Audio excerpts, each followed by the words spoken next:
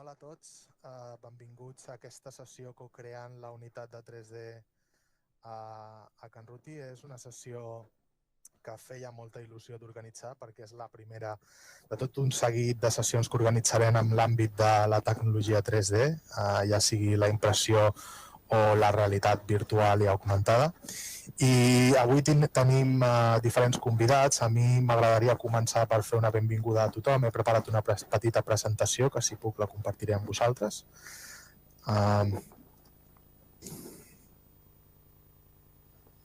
Vale. Es veu? Sí?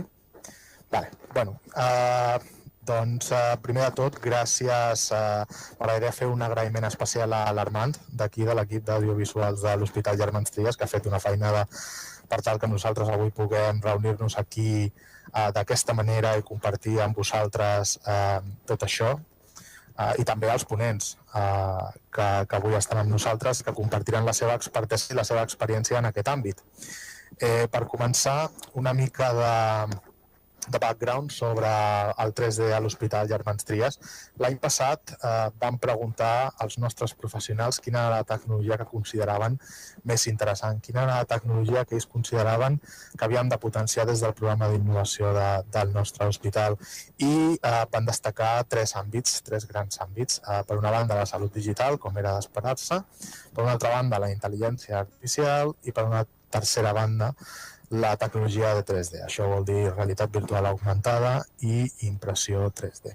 Donat que ja hi ha iniciatives per intentar potenciar l'ús de la salut digital i l'empoderament no només dels pacients sinó també dels professionals per tal que en facin ús d'aquestes tecnologies, i també hi ha iniciatives a nivell nacional i de comunitat autònoma per potenciar l'ús de la intel·ligència artificial en salut, i que sembla que la impressió 3D i la realitat virtual s'estan començant a fer un lloc a l'ecosistema sanitari. També vam veure interessant intentar promocionar l'ús d'aquestes eines al nostre dia a dia assistencial.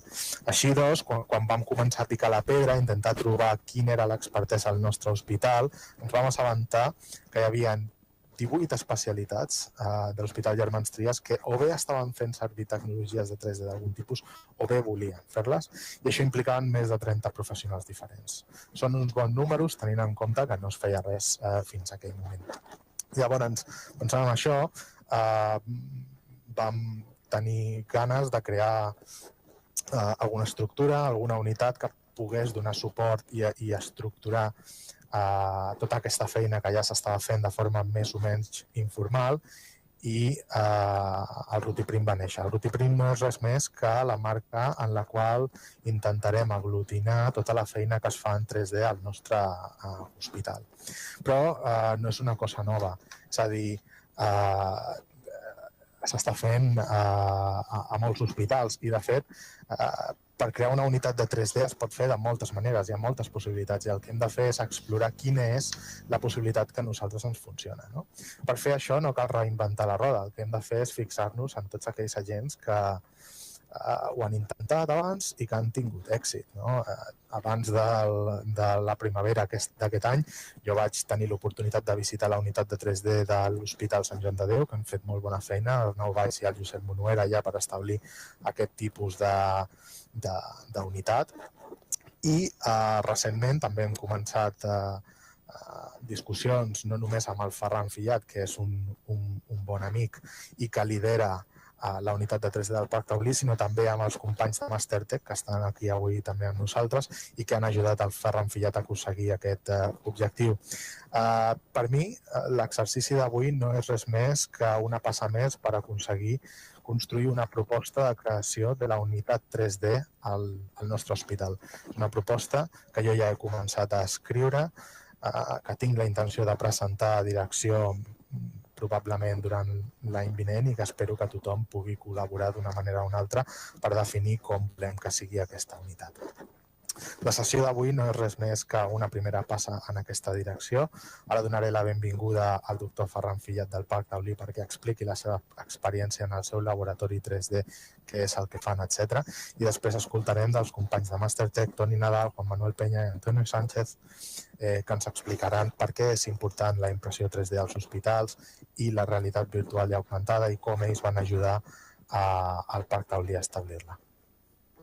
Com he dit, començarem escoltant el doctor Ferran Fillat, el responsable del laboratori 3D del Parc Taulí, i continuarem amb Antoni Nadal, Juan Manuel Peña i Antonio Sánchez.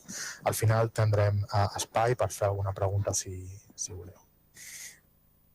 I abans d'acabar de donar pas al Ferran, al doctor Ferran Fillat, vull recordar-vos que el dia 30 de setembre hem organitzat una visita al laboratori 3D del Parc Taulí i a l'empresa Sorcat a Parets del Vallès. Si voleu participar, si voleu venir i visitar aquestes instal·lacions, si us plau, feu-m'ho saber, feu un correu i ja ho organitzem d'alguna manera. La idea és sortir de l'hospital 8:30 i seríem aquí de tornada a la 1 del migdia.